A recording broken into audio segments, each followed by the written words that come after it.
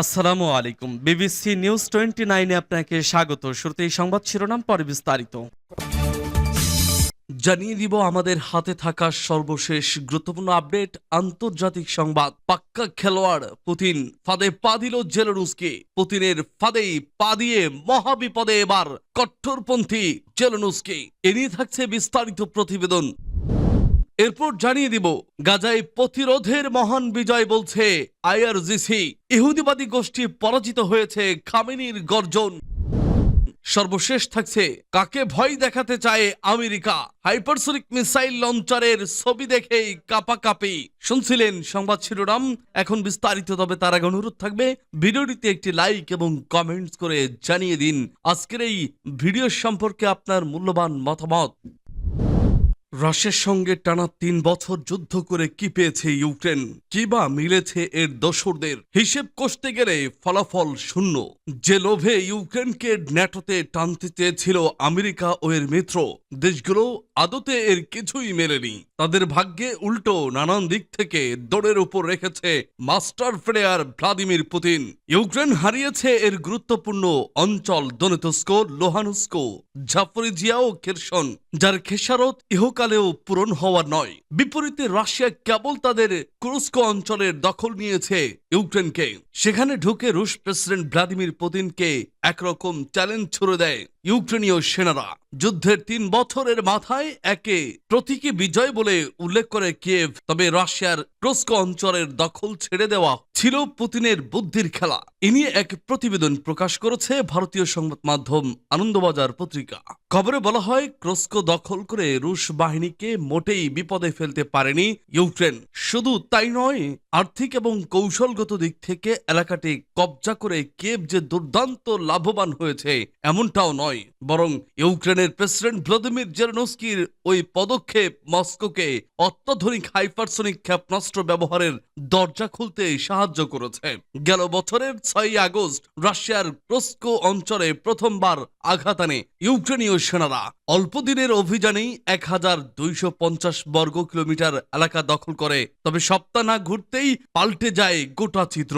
ধীরে ধীরে মস্কোর পাতা ফাঁদে পা দেয় ইউক্রেনীয় সেনারা। খবরে বলা হয়, কুরস্ক পুনরুদ্ধারে অতিরিক্ত 50,000 সৈন্য রণাঙ্গনে পাঠিয়েছেন পুতিন। তাদের সঙ্গে রয়েছে উত্তর কোরিয়ার 12,000 সেনা।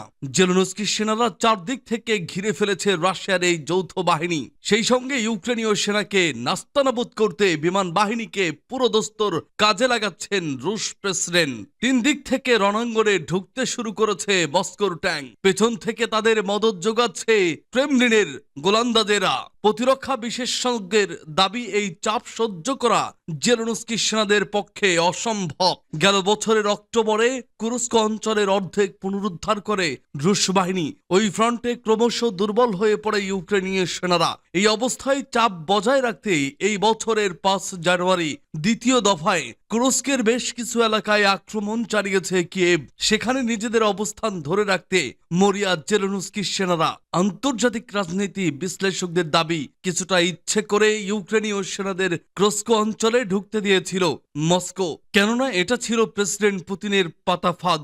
আর সেই ফাঁদে পা দেন ইউক্রেনীয় সেনারা। গাজায় যুদ্ধবিরতি ঘোষণার পর পুরো বিশ্ব তাকিয়েছিল। গাজার রাস্তায় মানুষের আনন্দ উৎসব, আতশবাজির ঝলকানি, সবার মুখে হাসি। এ যেন এক আশ্চর্য মুহূর্ত। কিন্তু এই আনন্দের পেছনে কি সত্যি এক জয় লুকিয়ে রয়েছে? ইরান, হামাস এবং তাদের মিত্ররা এখন দাবি করেছে এটা ফিলিস্তিনের একটি মহান বিজয়। তখন ইসরায়েল কি পরাজিত হয়েছে? এই যুদ্ধবিরতি চুক্তি কি ইসরায়েলের কৌশলে বড় কোনো পরিবর্তন নিয়ে আসবে?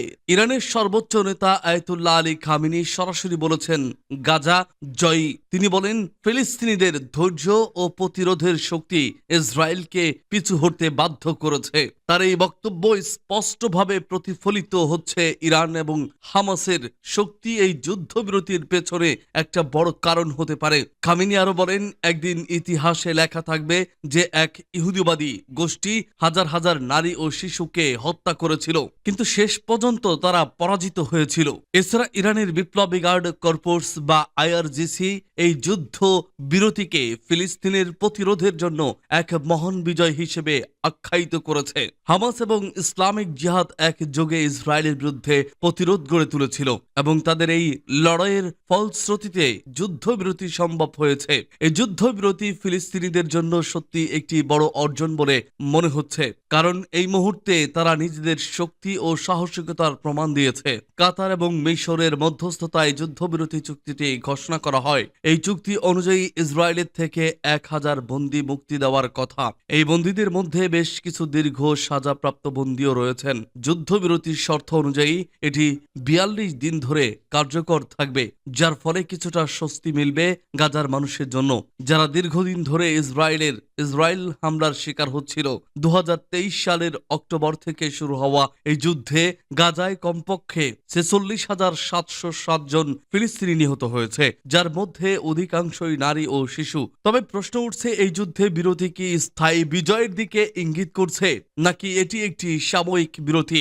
ইসরায়েলের ভবিষ্যৎ কৌশল কি হবে? ইরান কি আরো সক্রিয় ভূমিকা নেবে এই সংঘর্ষে? গাজায় রাস্তায় যখন বিজয়ের আনন্দ চলছে, তখন পুরো অঞ্চলের রাজনৈতিক পরিপ্রেক্ষিত পরিবর্তিত হতে শুরু করেছে।